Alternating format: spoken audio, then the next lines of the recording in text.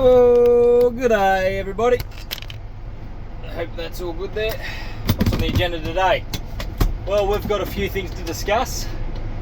One is the impending drought upon us all, and why I'm not so fearful of these events like I used to be previously, whether that be fires, floods, COVID, any of the above.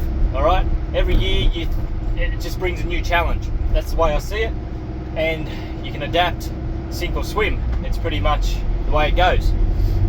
Reasons why I'm not fearful is, even over winter, you'll find if you've done this for a few years, winter could be one of your more profitable times because you've got more time up your sleeve than you would in the peak season when the grass is growing like crazy.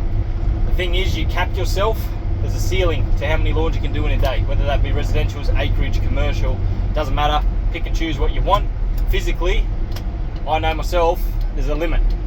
And I know if there's a limit that I'm achieving these 16 lawns a day, even in the peak season, in under 8 hours, there's people out there that can't achieve them numbers. So when you've got these things that you're used to doing, these figures that you're used to achieving, your day rates change, your prices for certain jobs change, more labour intensive jobs such as topsoil installs. Mulching, in my opinion, is one of the more profitable because it is so easy to move a large quantity of material, and people see it as a large quantity of material, not knowing just how light it is if they typically don't do it themselves. So just straight away with mulching, you've got a huge profit margin to be had.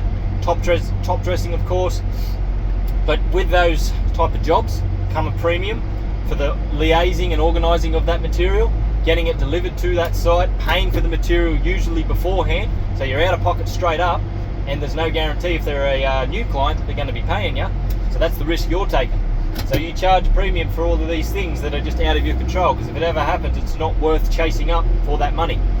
I know I'm a bit rapid fire this Harvey, but I've got a lot to say. Another reason, even through COVID, that I wasn't worried is I set my business up well in advance, knowing I didn't want to go work for someone else, guys. I didn't want to have the feeling that someone was dictating to me how my business should operate.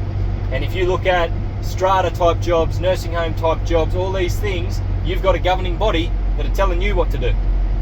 Doesn't suit me at all. And when you've got the knowledge about what is best for that particular thing, whether it be lawn, gardens, whatever, and you've got someone else that think, oh no, we don't want to upset people, so we better do it this way.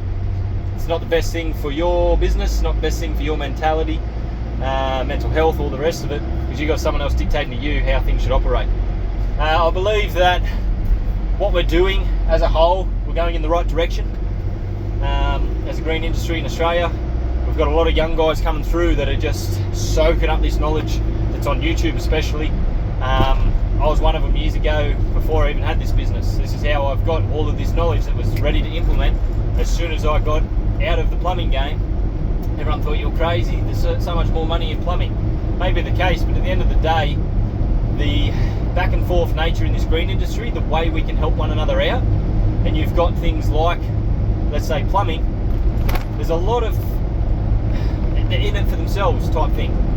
And in this field, I've noticed a big shift, and it's more collaborating, all right, and helping one another out, and looking back behind you and seeing who you can pull up with you, and getting everyone onto the same page. Because at the end of the day, if we all start to implement these things, the clients are going to reap the rewards, but we're also going to reap the rewards, because instead of having this lowballing, unprofessional cowboy type industry that it typically was perceived, like especially 20 years ago, you used to lob it in the field of you don't want to be a trolley boy and you don't want to be a lawnmower man. That's the reason why I put it off so many years, because of that ego hit that you would take from society looking down at you as a mower man.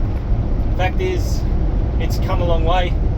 There's a lot of things you can do to set yourself apart, become a professional business, start to educate your clients and understand, like get them to understand why you do certain practices and how long you've been doing it for.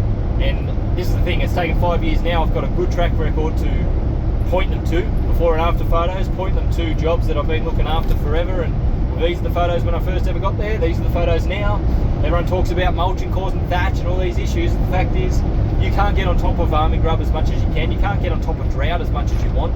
All these things happen that then eat into that canopy that nature takes its course. Alright, no matter what you say or do, you can have your pre-mown finish with a bagger and with whatever else, But guess what? The wind blows and 5 minutes later it looks like shit. So what do you do?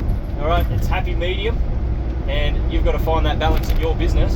The fact is too, a lot of people are really listening and starting to understand there's more than one way to skin a cat. Anyway, got an acreage to do, got a topsoil job to get to quote up afterwards, turfing job as well. Got a lot of these other cleanup jobs that I'm just coming across. Even in this drought, people have still got to sell their homes. So when you start to factor in all these little added bonuses, that adds to your bottom line at the end of the day.